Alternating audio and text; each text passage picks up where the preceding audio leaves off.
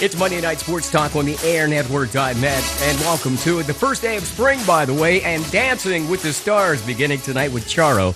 I'm Greg Banks in the studio, along with Dave Shannon live in Erie, Pennsylvania tonight. And also, we've got Chad States live from Huntington. Welcome back, guys. It was an exciting weekend. I hope you had maybe your full fill, I should say, of basketball. Chad, I know you were watching some basketball and some wrestling, and Dave, you got the chance to watch some basketball and some fishing, so we'll talk about that and more coming up throughout the show. I think Jimmy Ty may jump in here any moment now, so if we can get Jimmy on the air, we'll do that as well. Dave, any success in fishing the last couple of days, by the way? Actually, I just got here today. Okay, and all right. Only had about 3 hours to fish. There's still a good bit of snow around, and it's melting into the creeks, and it seems to be about 5 degrees colder standing in the water than the last time I was here, which the daytime high, I think that day was 28. Man. And today's daytime high, heck, it's 44 right now. It's much warmer air temperature, but the stream water is freaking cold. Yeah, and we don't. Hopefully, you don't fall in that stream water, by the way. Yeah, but you got that right. Yeah, had some nice weather around these parts, Chad. Did you get a chance to tune in, and I know you did, to some basketball this weekend, and were you surprised by anything that you watched happen in March Madness over the weekend, Chad? I'm still mesmerized by Michigan.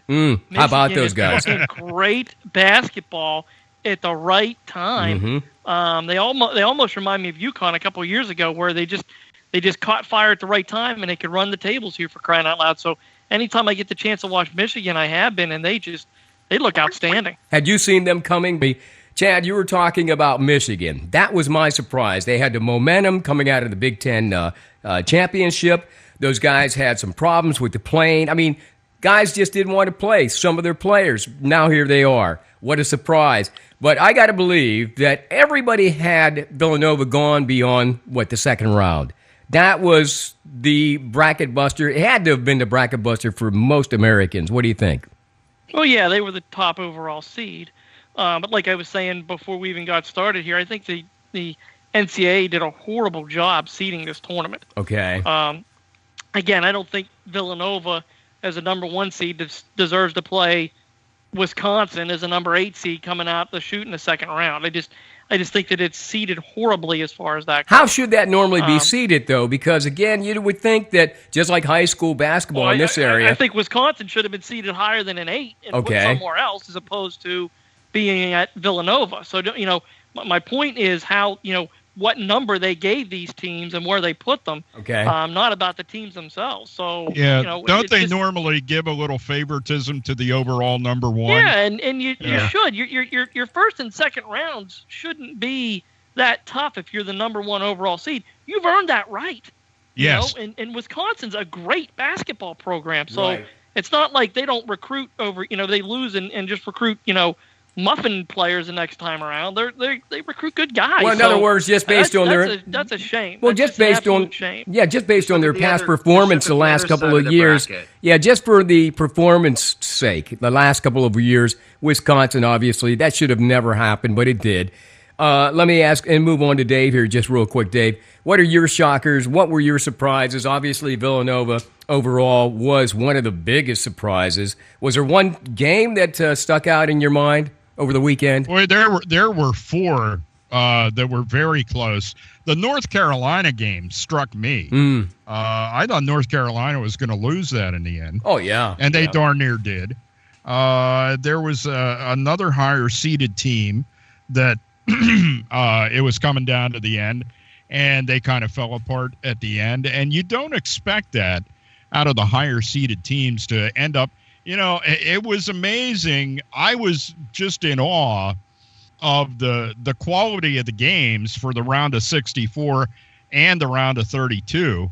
And it's like Chad said, I don't know now how compelling the round of 16 may be, since these all of these sort of upsets have happened throughout the brackets. Yeah. And you got Villanova out now. Yeah. So, I mean, I enjoyed it.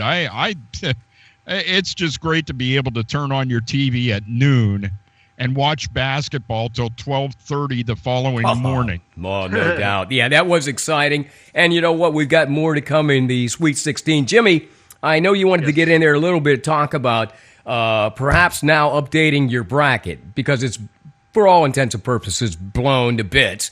But who do you see may come out of here, out of these last 16 teams, that could surprise all of us moving forward? Purdue. Okay, there's a team that would be a surprise. Yeah, that's a good pick. And to be honest with you, my bracket is not busted yet. Okay, all right. Because of, in my Final Four, I have Arizona coming out of the West region. Right. Okay. I have Baylor coming out of the East region. And then coming out, I'm looking at my bracket right now, then coming out of the Midwest region, I have not Kansas, I'm sorry. I have them losing to Purdue. I have Purdue coming out of the Midwest, and then coming out of the South, I have Kentucky. So all my Final Four teams are still in there. Right. You know, I was watching that Purdue game, and that was an exciting game. And like Chad was saying, who makes up these brackets? You look at the Midwest region. Michigan State's a 9 seed. Yeah. Again, Miami, the Hurricanes are an 8 seed, and you knew that Kansas was going to blow out UC Davis. So whoever won that Michigan State Miami game would have to play Kansas, and of course it was Michigan State. That's like a Final Four game right there. Hey, speaking of which, Chad, you have a Final Four in your mind now as you look at your bracket. Are there those 4 teams that you think that'll probably do well, or that will be seeing in the Final Four? Well, I'll be honest with you guys. I didn't even fill out a bracket this year. I was too involved in another sort of brackets that I watched for the last 3 days. But again, I think UCLA is a very intriguing team. Yeah. Because this is the last you're going to see Steve Alford over there. And we'll talk about that in a minute, because I want to find out if that's true, and I do believe it is. But move forward, because Jimmy doesn't like UCLA based on the one player, his father, Ball. And, there's 3 brothers in that family, and they're excellent ball players when you get right down to it. But seriously now, what do you see in UCLA? I mean, and how can Steve Alford walk away from that deal? I mean, how's he going to do that? Because Indiana's home. You know what I mean? It is his home, yeah. And I think that's exactly why. And what I see at UCLA is great coaching usually wins this tournament too. It takes a great backcourt and a great coach to win this tournament. Right. And I think it's something that UCLA possesses. I also think it's something that Michigan possesses too. Along with absolutely. Yeah. And I think Arizona is a scary team. They're still sticking around, and they've got a great coach sitting there too. Sean Miller, gotta love him. Yeah, I think Sean Miller does a fabulous job. I think he's one of the most underrated coaches at a big time school that's sitting out there. I think that's because geographically we don't see a lot of their games in Arizona. Let's face it. Now it was always my hope that Sean would come home and maybe take over the Pitt job, but that was never going to happen, just based on the fact that Pitt never goes anywhere. And he obviously does a great job of recruiting being there in Arizona, and obviously he has built up the resources. But having said that, Chad, when it's all said and done, and it may be far-fetched to ask you this, but who would be among your Final Four? UCLA, Arizona? Well, yeah, I'm trying to think of who the. We still have Wisconsin in there. You've got Gonzaga, Kansas. Yeah, Gonzaga's playing pretty well too, and this might be their year. After 20 years, I'm going to lean on Jimmy and Dave for a little help there. But what little I saw at Gonzaga, I thought that they looked pretty good. And they even sat a kid out. I mean, the one kid sat out the one game. I believe it was yesterday, or maybe it was Saturday. The big boy. I don't know if he was hurt or not. But he wasn't even in the game, and they still won hands down. Now, let me move on to Dave real quick, and we'll kind of research something on the coaching changes that may occur here soon. Dave, if you were to project out here in a couple of weeks, your Final Four would consist of? National championship game's going to be Gonzaga and Michigan. Gonzaga so take and Michigan. That. Okay. Take that, pundits. Does anybody... Yeah, go ahead, Chad. I was going to say, Chad, you could go ahead, but I see he looks like he muted out or something. And I'll say that my final, like I told everybody what my Final Four was. Right. My championship game is Arizona, Kentucky. Arizona, Kentucky. Okay. Yeah, I do have Kentucky winning, but side note on Arizona, there's a Johnstown connection with the Arizona Wildcats basketball team. Now, what is that? Because I don't recall that one, that connection. Emmanuel Book Richardson. He went to University of Pittsburgh at Johnstown. Okay. He was the point guard for Pitt Johnstown back in 1996 and 97. Okay. That led UPJ to 2 back-to-back NCAA appearances. Is an assistant coach with the Arizona Wildcats on Sean Miller's staff. In fact, he's the head assistant coach for Arizona. He would have played for Ruckavina up at UPJ. He played for Coach Ruckavina. Wow. The backcourt for Pitt Johnstown at the team was Devlin Herring, Book Richardson, Matt Lushko. What a team that was at UPJ. And they went to the NCAAs. Okay. And that was the time whenever I was part of the basketball team, and and we lost to a team called Salem Tokyo out of Salem, Tokyo, West Virginia. Oh, okay. Great name. Monday Night Sports Talk here on the airnetwork.net. Chad States, Huntington, Jimmy Ty Hamburg, and we've got tonight Dave Shannon joining us from Erie and the confines of Fishing America. But let me ask you guys this again. We get down to these. Chad, let me touch base with you because you brought up something that's important. The seeding of these teams, how should it be done differently so we don't run into these kind of problems in the future? Well, you've got to look at, your top seed and think, all right, who could they logically play moving out in the next few rounds? Right. And you start to give them, then you start to drop in teams and say, all right, based on their level of play, I think they deserve to play this type of team in the next round. Okay. Now, you can't predict on who's going to win, obviously, between, two teams, but you have to put some sort of thought process into it. Oh, yeah. I just think this is the worst I've ever seen a bracket seeded in my whole entire life as far as top teams coming right out of the chute having to play really good teams in the second round. I just don't remember seeing that happen. Yeah, to that end, Chad, I noticed a couple of the coaches that were on shows that weren't all on CBS. Some ESPN shows, and I think I saw a coach on FS1. And all of the coaches that I heard in trying to address this issue all said that you need to have basketball people making up the brackets, not administrative people. Yeah, you that's need true. Basketball people. And that's Go ahead, Jimmy. No. Go on, Dave. I'm sorry. I was just going to say, Jimmy, that, that's where they feel the problem is that you need people that are basketball people. Maybe you have one administrator in the room, and then you have 4 quote-unquote basketball people to, work on the regions, right. and do that. And, maybe you get better seating that way and, get them spread into the different regions in a more effective manner than what they did this time around. It was great for the round of 32 games that we saw, but I don't know if what it's going to do for the coming weekend here, and what we're going to have Sweet 16 and then Elite 8 after that. Let me throw these names out. Guys, tell me what you think. You can jump in there first, Chad, Jimmy, then Dave. Rhode Island, Butler. I mean, here again, there are schools that have remained intact in the Sweet 16, perhaps, that we know very little bit about. I don't know. What do you think? Any chances? Anybody going to surprise somebody not number 1 or number 2? Because I feel the Final Four will consist of those teams that are number 1, number 2, or number 3, number 4. But anybody below that is not going to show up in the big Final Four. Well, I mean, unless it's Michigan.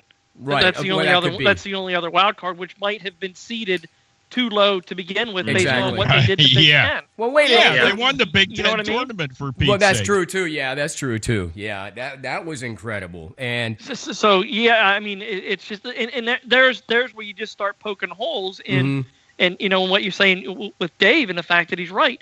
You have to let basketball people do this stuff, not people who are administrators doing other things. Right. Okay. Yeah, and I agree with you, Jimmy. Yeah. Anybody there that you still see basically on the board that you're surprised is still there? South Carolina. South Carolina. Okay, yeah, they were one of those teams that kind of surprised everybody. 7th seed. They were 7th seed. They had the SEC Player of the Year, right? Who played outstanding. Another team you look at that surprised everybody. Arkansas. Arkansas. Right. Louisville. I think Louisville was ranked way too high. Yeah. At a number 2 seed. Yeah. In that region, it should have been a team like Oregon, maybe going to the number 2 slot, even though Oregon was number 3. Yeah. Yeah. Another team, like I said, ranked too high in that Midwest is Purdue. I think Purdue might be a good 3 seed. Okay. Going against that 14. Right. So, but no, to be honest with you, South Carolina. Anybody here yesterday? Yeah, South Carolina. Anybody here entertained by the Wichita Shockers again, or some of those teams like Rhode Island or maybe South Dakota Rhode State? Island. Yeah, I mean you kind of. I was after I saw the A10 finals. Right. Whenever they played against VCU. Yeah. I watched that. I was watching that game. And I was like, man, this team's for real. And whenever I did my bracket this year, and I looked at it, and I'm like, okay, they're going against Creighton. That's a win. Yeah. And then I'm like, okay, they're going to go against Oregon. Okay, that's a win. Well, I was wrong with that one. Yeah. But you know what I mean? But it was a great game. Yeah. Last 10 seconds. But like you said, another team to watch out for is Xavier. Oh, there's another. Xavier. Right. Ray Xavier's playing, but they have to face a very tough Arizona team. And Arizona, whenever they went against St. Mary's, they came out flat. Yeah, exactly. Yeah. They came out flat. And if Arizona comes out flat against Xavier, Xavier's is just going to run up and down the floor. Only reason Arizona won that game is because of their foul shooting. Anybody surprised here? And I'll get with Dave, and then I want to get with Chad. Dave, you surprised that there's only one team left out of that ACC now that came into the tournament play, and that would be UNC? As opposed to, obviously, Duke is gone. And I have to go back and look at my bracket. But I think they had at least 9 teams that were involved from the beginning. Yeah, to be honest with you, I mean, this goes on from time to time. And, it's the Big Ten was the sacrificial lamb for a lot of years. Long time, right. There's too many Big Ten teams in the tournament. Right. And so now it's the ACC. And actually, you know what? I think it's kind of a good thing that there aren't that many teams, because I think every conference needs to get its comeuppance every now and then in order to get them back to reality. There's no guarantees. It's a game. You go out and play it, and it's not like somebody just rubber stamps you onto the next round. Right. So, good for the teams that took out the ACC teams. Well, I think that's good for the ACC, and it's good for basketball. I got to be quite honest. I can't really tell from the scorecard who is in what conference once we get started. The SEC is so close to the ACC because of geographics there. But, Chad, you brought up something. Let's talk about that now as we wrap up at least this portion of the NCAA basketball talk. Tom Crenn, Indiana, been there a long time. Of course, now getting fired. And there's a chance that they're bringing home a homeboy, if you will, a guy that played under Coach Knight, who kind of gravitates toward that philosophy. Whatever that philosophy is that Coach Knight left at Indiana. We're talking about Steve Alford. Why would you leave UCLA and the confines of UCLA, even though he is an Indiana boy? I mean, is that why you go? Is that the bottom line? It's no different than Jim Harbaugh going to Michigan. True. Jim Harbaugh is a god at Michigan. He can do anything he wants to, and he's going to be forgiven because he's a Michigan man. Alford's going to be in the same boat at Indiana. He's going to be, they're going to roll out the red carpet to him. They're going to give him all kinds of resources. They're going to give him all kinds of time to resurrect what was once a great basketball program. And because he played there, because he did the things that he did there, he'll get more time than anybody else. why wouldn't you want to go back there? Dave and I remember you're going home. You're going to family. I know. That's the thing that Harbaugh talks about is it's family. Yeah. That's these other great coaches when they're comfortable in a spot. That's what they keep mentioning. It's a family. It's a family atmosphere. So even though that's what I'm going back for. Yeah. It's not like he's going to IUPUI. No, that's true. He's going to Indiana. And secondly, there's a lot of pressure at UCLA. Yeah. I mean, let's face it. The mystique of John Wooden is always going to be there. That's true. Secondly, you're in LA. LA's a tough Bright town, lights, man. but That's a tough place to live. Big money, Wilmington's a little bit comfier. Big money. Yeah, well, especially when you're from the Midwest to begin with, and you're not a big city guy. So perhaps he's going home. Book it. Well, perhaps I am stuck on the money issue because, again, the bright lights and the sunshine, of course, the big money of UCLA, and you're right, you always will be in the shadow of John Wooden. I don't care who you are. That's going to happen probably 10, 30, 40 years from now, okay? And I would like to say, Greg, another reason why Alford's going to go back to Indiana, right, to get away from the Ball family. Okay, yeah, that's true too.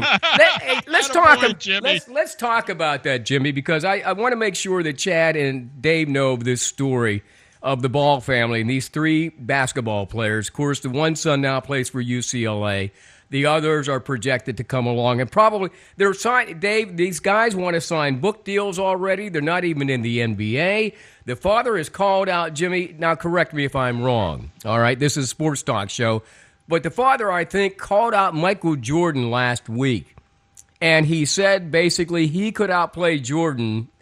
And this guy, I don't know where the father played basketball, but I think Washington the father... State. And he got on the floor, for 2 minutes of his whole career, and he wants to take on Michael Jordan? Come on, man. Well, here's the backstory, Greg. Like you said, he called out Jordan, saying that he can beat Jordan in his heyday. Right. When Jordan's heyday and in his heyday.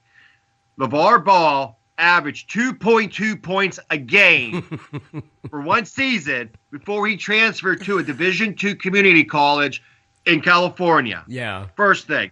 Second thing, he said that his son Lonzo is better than Steph Curry. You put Lonzo on Golden State and you put Steph Curry on UCLA, and Golden State would be a much better team. Well, wait a minute. Third thing. Which one is Lonzo? That's what I want to know. I don't know these kids from anybody. Lonzo's the guy on UCLA's team. Okay. Third thing, okay, he said he could beat Charles Barkley in a one-on-one game. Well, that might not be hard because Charles is pretty heavy, but go ahead. Yeah, he's not beating him in eating potato chips, but he can eat him. He can beat him that way. I love the snack hoodie. That's the greatest thing. The greatest thing ever. About this. Yeah, we'll talk about the snack hoodie. Go ahead, Jimmy. That he could beat his son Lonzo Ball, the 19-year-old freshman, could beat LeBron James and Russell Westbrook in a game of 5-on-5. Jimmy, he's talking smack. Okay, listen, the guy's talking smack, but you know what?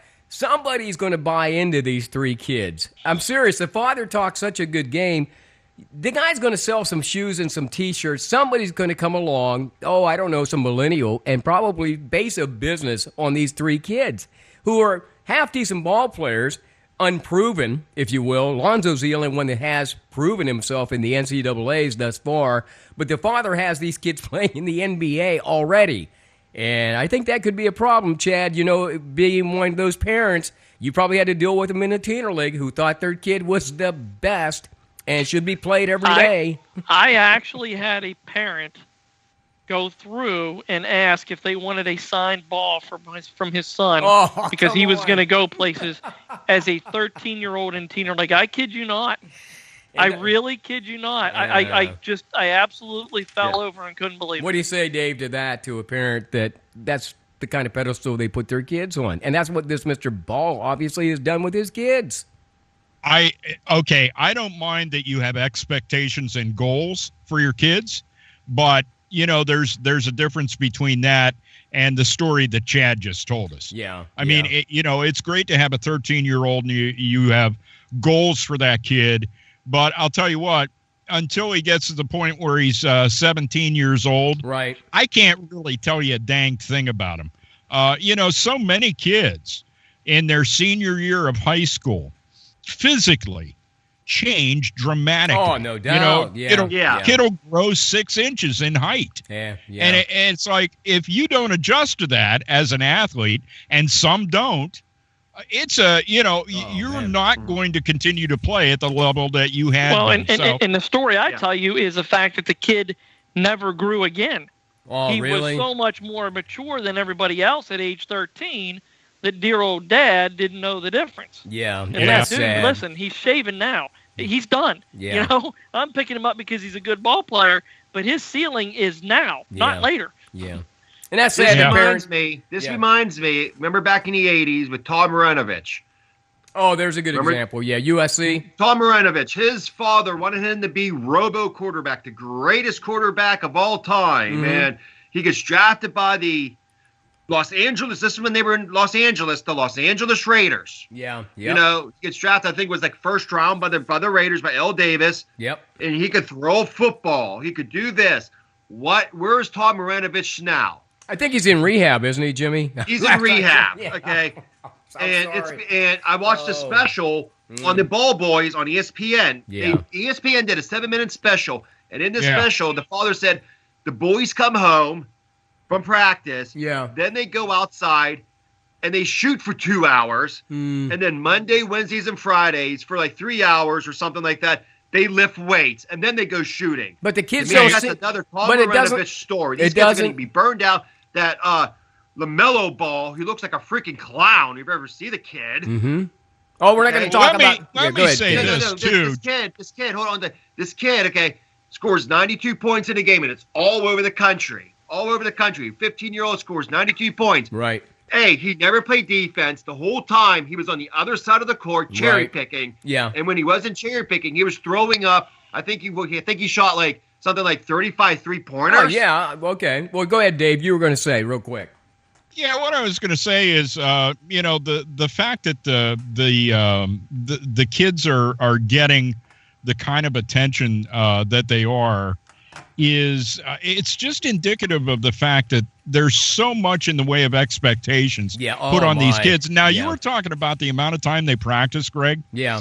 And I hate to tell Mr. Ball, I have been around basketball players at St. Francis University, and none of those figures that he is talking about is above and beyond what the best players that I know that have played the game over the years, on a normal basis. They did that on their own. Yes. No parents, no coach, no anybody. Yeah. I went by De Gaulle Arena at St. Francis University and saw both men's and women's players with the lights out in the gym, still taking shots after they had just played a game. Yeah. And Chad, you know yourself, you watch some of these wrestlers in the area, and we'll talk about some here soon. They're up already 4 or 5 o'clock in the morning running and working out before they go to school. You know, and their parents aren't telling them to do that. And so this whole ball phenomenon, I just want to kind of throw it out there because I can't even imagine this day and age a father doing that kind of disservice to his kids. It's called burnout. You know, sooner or later, these kids are going to have psychological problems, and we'll kind of touch on some things that happened over the weekend that made me think that maybe sometimes it's all right to let your kid sit one out. And we'll talk more about that. And let's talk more about some other sports coming up in just a few moments here. It's Monday Night Sports Talk. Chad States along with Jimmy Ty and Dave Shannon along with Greg Banks coming up next. Stick around. We'll be right back. Brenneman's Meat Markets are celebrating nearly 70 years in providing Huntingdon County with quality USDA-approved processed pork, chicken, and beef products. Brenneman's has 2 locations in the county where the tradition of the finest meats are found in the region. Stop by Brenneman's Huntingdon weekdays from 8 to 6, Saturdays 8 to 3. Mount Union, open 9 to 5 weekdays and 9 to 2 on Saturdays. Choose specials of $10 to $50 meat packs containing your favorite meats. Or stop by and ask about our select custom cuts, prepared and packaged while you wait. Brenneman's Meat Markets in Huntingdon and Mount Union. Call our office at 814-643-2751 for specials and more information. If you're searching for a used vehicle or perhaps a used boat for a leisurely trip on the lake, find them today online at penswoods.net. From things for sale or things to buy, the free classifieds at penswoods.net have it all. From houses for sale, apartments for rent, or even things to trade. PennsWoods.net is the region's largest site for free classifieds. Check it out today and make money or save money at PennsWoods.net. Well, I think we have everything under control in this studio. At least we hope so. Monday Night Sports Talk. Greg Banks with you along with Dave Shannon in Erie, Jimmy Tyne near Philadelphia, and Chad Stakes live from Huntington. Talking about the NCAA basketball, let's talk about something closer to home. I'll start with Chad, and you guys can chime in. Penn State wrestling. All I can say is, holy cow, man. I couldn't believe it. Go ahead, Chad. Before you go to me, let's hear Dave's perspective. Yeah. I don't know if you watched that wrestling, Dave, on Saturday. How could you walk away my from 5 God. consecutive championship matches?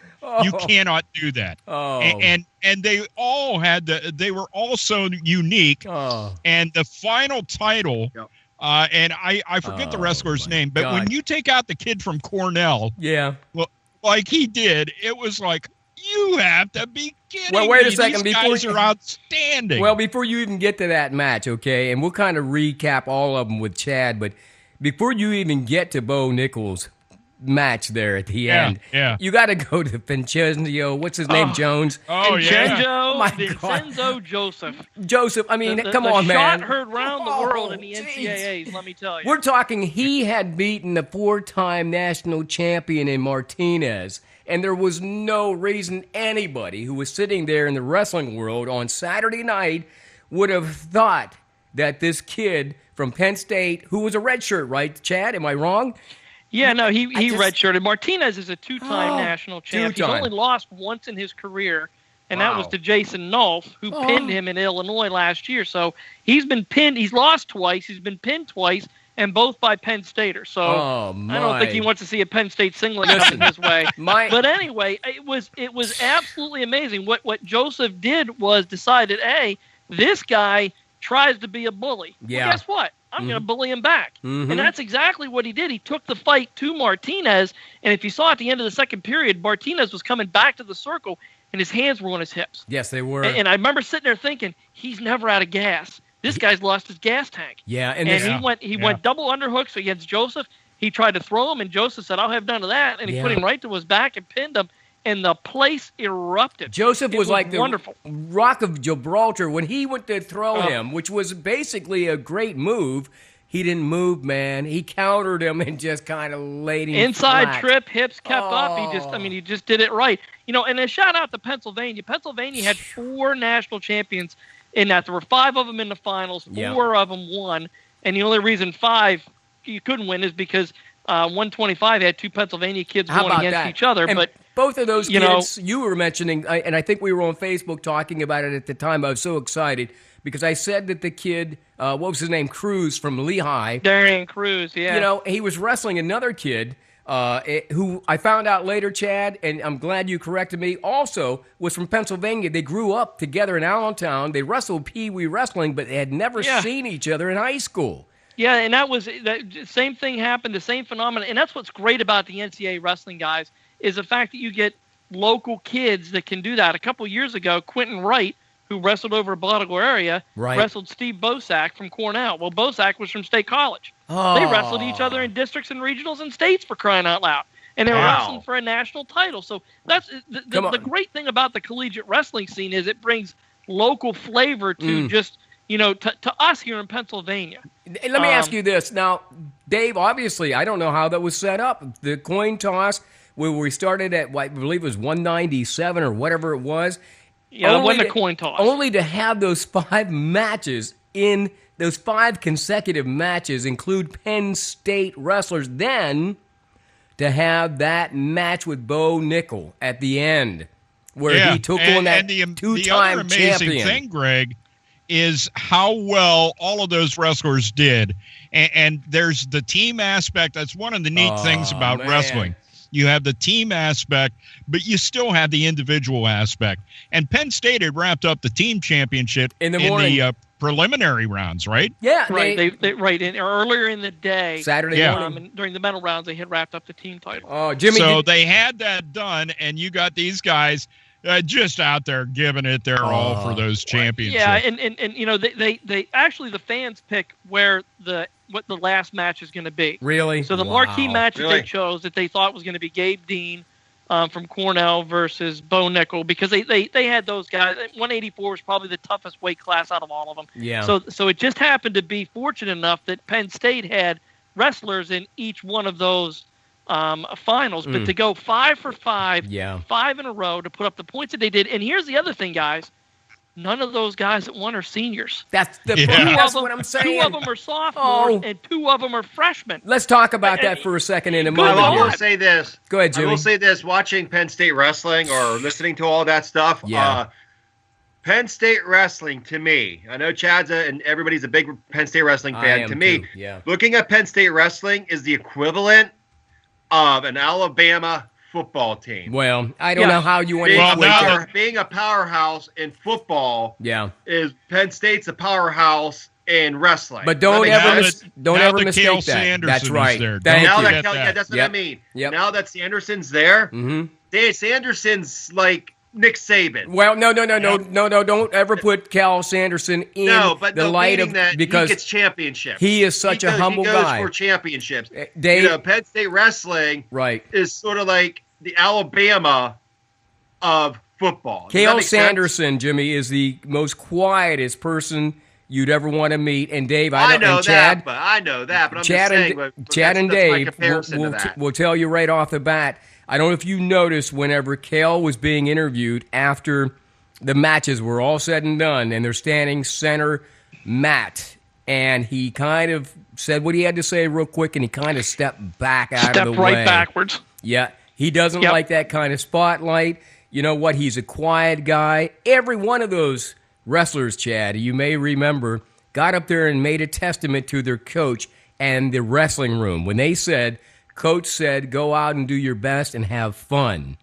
Yeah. So the culture they don't even at Penn need to State, recruit. They don't need a recruiting tape. Just throw in those last 45 minutes of that whole event, man. I don't know why you want to go anywhere else. I mean, the greatest thing, the thing is, you're in the greatest wrestling state in the nation. Yep. You have your pick of anybody who's here who wants to stay, who can kind of fit into into your lineup at the time, because you've only got 10 people you can play with here. But he's built a dynasty, so to speak, almost to the essence of what Iowa had years ago. To win, it's different with the recruiting now because of the limitations on scholarships. Right. So it's really hard to piece together a team because you only have 9.9 scholarships for your whole entire 25-team roster. That's hard to do. Hey, you listen, and we got to give props to Zane Rutherford.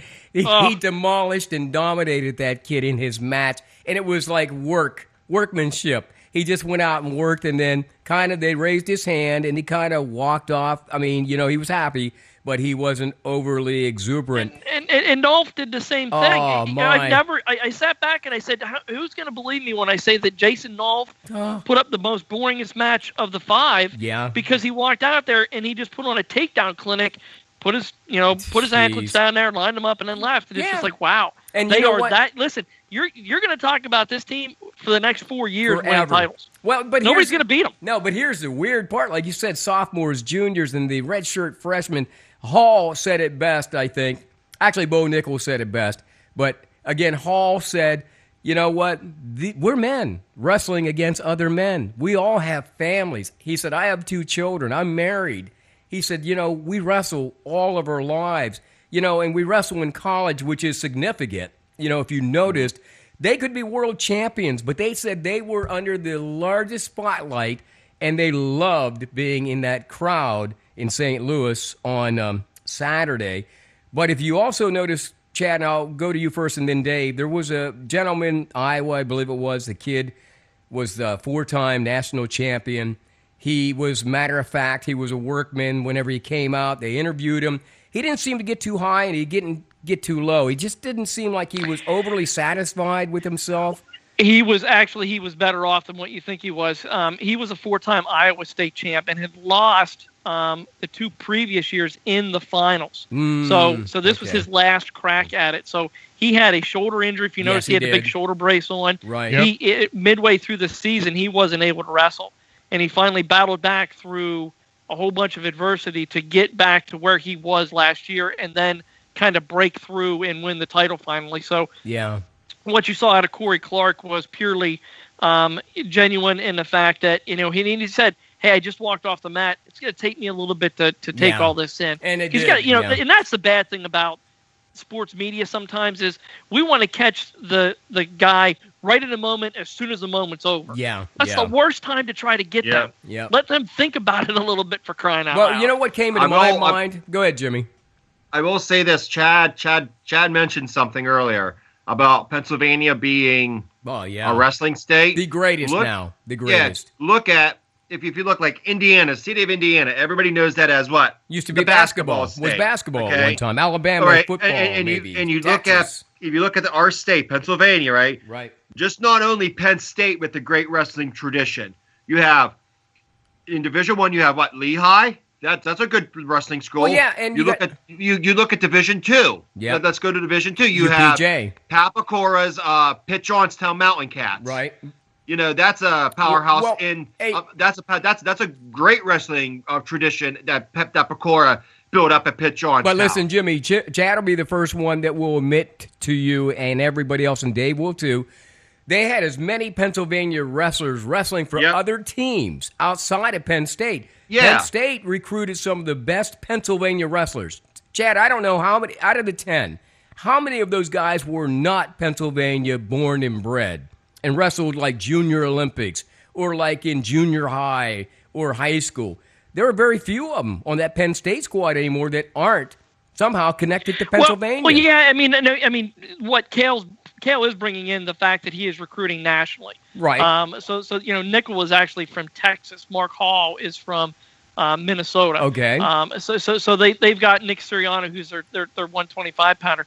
He's from New Jersey. He's bringing in a couple kids from this next recruiting class. He's got one from Oregon coming in. Okay. So he's looking at this stuff at a national level, not necessarily just at a Pennsylvania level. But he does find good Pennsylvania wrestlers. He can keep the best ones here. That's right. Thank you. Yeah. Yep. And we lose a few, Jimmy, to Iowa. You lose a few to Oklahoma. Jody Strittmatter. Yeah, exactly. Jody Strittmatter wrestled at Cambria Heights. Right. Yeah, and he was went okay. over to Iowa. Well, listen. He goes over to... Yep. And Jody overachieved. He wasn't the greatest coming out of high school. No, he wasn't. But here again, he overachieved a bit. But he's put together the best wrestling club in the nation. Young Guns is probably the best. And that's why you see some of the kids going to Iowa is because of Strittmatter. Yeah, let me ask. Strittmatter's introduced them to Iowa. Right. Let me ask Dave and Chad, and we'll move on to something else here real quick and wrap up this Penn State thing in wrestling. Highs and the lowest lows. Chad, we've lost 3 regional wrestlers in the last maybe 2 years that were state champions. Now, we don't have the reports on the other 2 yet. The toxicology reports have not come back. One of the wrestlers was found on campus at UPJ just recently. I don't know, do you think somehow psychologically when they're at their lowest lows, they have a tendency to use drugs or commit suicide? Or because, again, you've been in this game all your life, wrestling, and you're trying to achieve this dream, and when you can't do it, something psychologically has to happen. You're right. Look at what they pour into it. You know what I mean? And you touched on it with the Ball family. Yeah. That something potentially might happen there. When you pour that much into something and then you can't do it anymore. Right. Which I think it might be the case with Nick Roberts and the fact That's that what I'm saying. He got hurt. He couldn't do it anymore. This is the only thing I know to do. What do I fall back on? And we don't have any reports on Nick yet, nor was the other kid. I can't remember the other kid that was out the next day from Chestnut Ridge. The Failer kid from Chestnut Ridge. No idea. But it is such an emotional roller coaster. It is a euphoric high, right? And an absolute death valley of a low that you go through because you've trained, you've worked, you've done all this stuff to build up to something, and either now you can't do it or you've lost. And what do I do next? Well, do we do our so kids? It is a very, very tough. It's very hard on you. There's no doubt about it. Do we do our kids, Dave, a disservice when we try to put all the eggs in one basket and we don't teach them there's other aspects of life to enjoy? There was a guy that, matter of fact, the guy from Cornell said earlier in the day, wrestling was just a part of his life. The guy was almost poetic in saying his family came first. He loved music. There are certain other things that he loved other than just wrestling. So, I hope that he didn't go out and commit Harry Carey Saturday night, and I doubt if he did, because the guy was set up to do other things in life. That was just a part of it. Yeah, and one of the things that will happen, though, from wrestlers that I've known over the course of time, that can be a very lonely sport. And from the standpoint of, you're going through things, probably the loneliest time you're going through is when you're cutting weight. And just on that alone, I had a friend of mine, he was in high school, and of course I had graduated, but to watch what he went through to make weight was just mind-boggling to me. Mm-hmm. But he made that commitment. He loved wrestling, and he made that commitment.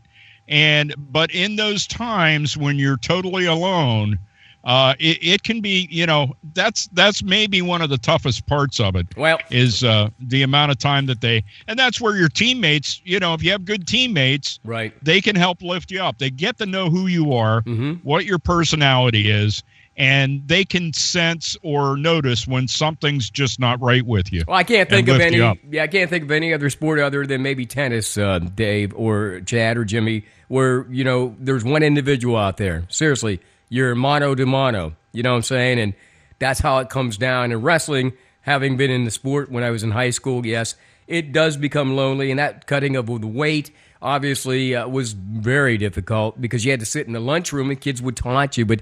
Let's get beyond that now. Let me ask you about being by yourself. Let me throw this out to you guys, and we'll move on to hockey. Colin Kaepernick has a chance to make $18 million.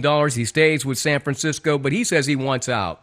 There is some question in listening to Dave T. Thomas on the John Harris podcast, and Dave T., who would know better than him, he's been an agent of a lot of these players, says, number one, Kaepernick's girlfriend has been in his ear. Number two, Kaepernick wants to move on and has not got a job application from anybody yet. Number three, Kaepernick grew all that hair and looked like a chia pet. I mean, Dave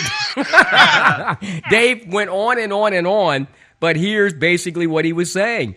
We got some bad goods here. We got a guy that can't probably play in the NFL any longer. He's not going to ever make the money he made, and he wants to move on. Chad, is he ever going to get a job again?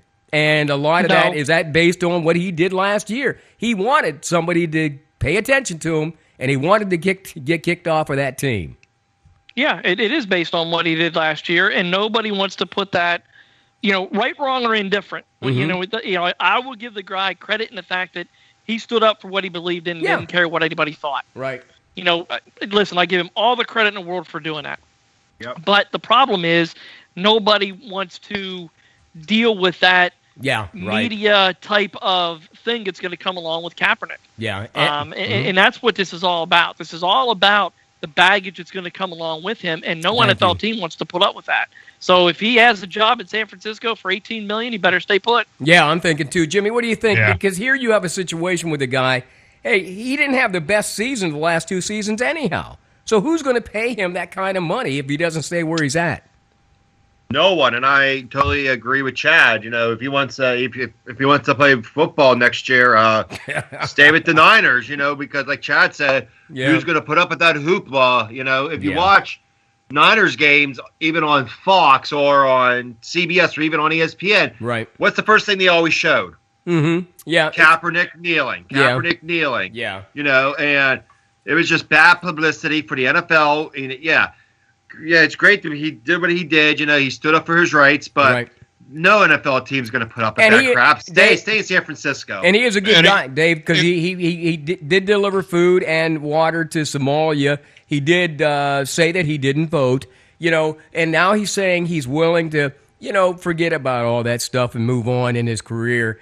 I just don't see that happening now, man. I think you've kind of here's the harsh reality. His career blew up the year after the Super Bowl. Yes, it did. He hasn't been worth crap since. Right. Okay. Right. And it would be different if you want to, and not that anyone should ever have their freedom of speech taken away from them. No. But I'll tell you what, it's a lot easier to make a controversial statement when you're successful than it is when you're at the bottom of the heap to begin with. Oh, out of the 32 quarterbacks in the league, let's say, he might have been number 23.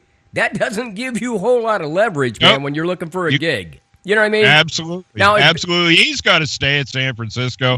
Take the money, invest it. No, hey, goodbye. Well, here's the deal. If I were him and his girlfriend's in his ear, I'd be getting another girlfriend about now. No, seriously. I'd be like, hey, hasta la vista, because this is the last $18 million I'm going to ever make in this league. You better take the money and run. All right, real quick. Pittsburgh Penguin hockey. Sid has a natural hat trick, man. Come on, explain that. He's on the line that's just going to blow up here through the playoffs now, man.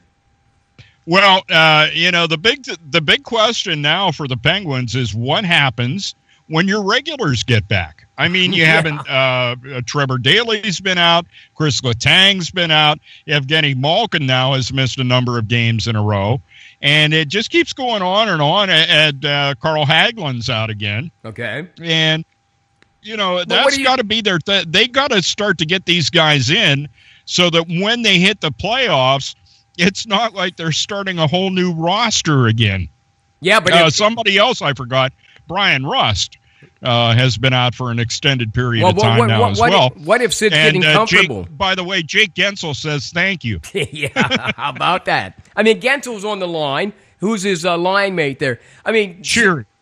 So Sid is comfortable with these guys now. I think they're on the same page. What happens? Oh, absolutely. You bring these other guys back, now you kind of mess up the chemistry. That's a good thing to have, don't you think?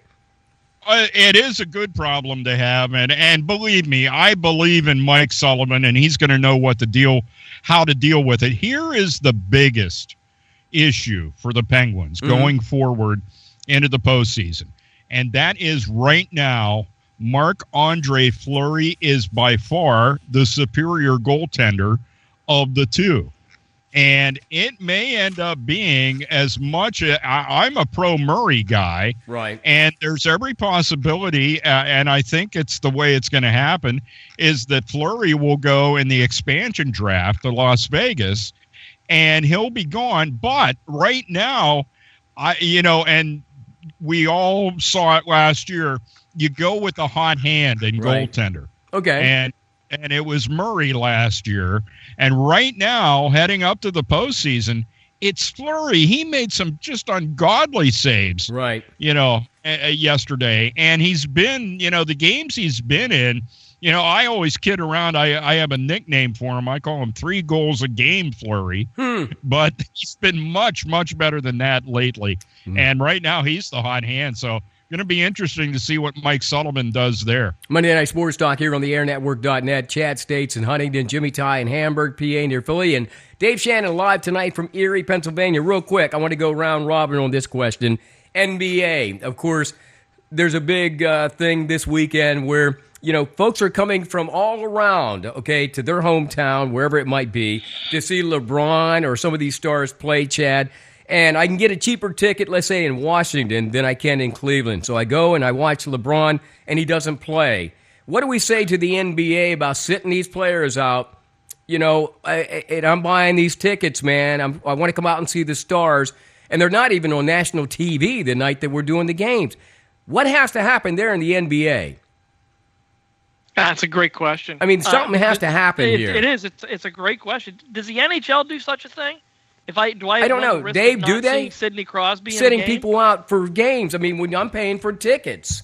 Yeah, I would hope not. I guess I'm throwing this out there generically. Does the NHL do it? Hey, let's face it. The Pirates take a day off. They don't have any qualifications, Chad. But I'll tell you what, it is the same problem. And the difference is, sometimes NBA players are seated for a game. Right. They sit them for the game simply to give them rest or something like that. Yeah. Normally with the NHL, it's because the guy can't play. Right. We see it we see it in baseball from time to time. Yeah.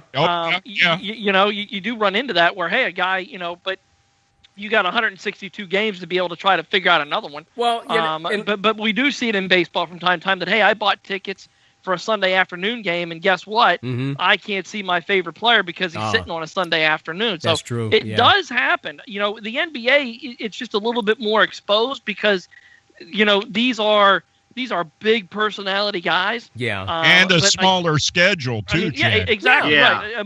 Right. A smaller schedule. Well, Jimmy, I was going to say LeBron's excuse, and it wasn't just LeBron, because it happened a few weeks ago. Steph Curry sat out on a Saturday night game. Matter of fact, they sat like all 5 starters or something on an ABC game on Saturday night. I don't think that's fair. Now, I understand. No. Sure, you can use a night off, but come on, man. Your schedule is not that huge.